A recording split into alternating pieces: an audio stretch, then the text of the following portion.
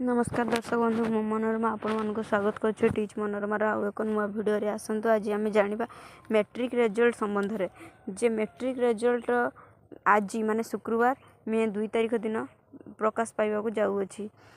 जदि मो चैनल रे नुआ आस्थिबे तो चैनल को सब्सक्राइब करिवे आ पाखर के बेल आइकन को ऑल नोटिफिकेशन ले सेट करिवे जहा फल रे जहा भी नुआ नुआ इन्फॉर्मेशन वीडियो आम चैनल रे अपलोड हेबो आपण माने ही सर्वप्रथम नोटिफिकेशन पाई परिवे।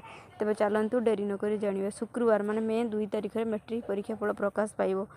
अपराह्न रे एहा बोर्ड कार्यालय रे प्रकाश पाइबो। संध्या 6टा पर एहा माध्यमिक शिक्षा परिषद रो वेबसाइट रे उपलब्ध हेबो।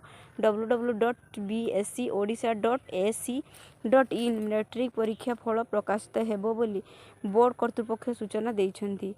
मार्च 19 रु मैट्रिक खाता देखा आरंभ होइतिला।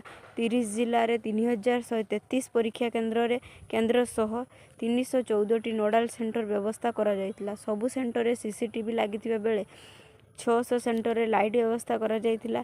मोट 5,10,778 छात्र छात्री परीक्षा देतिले।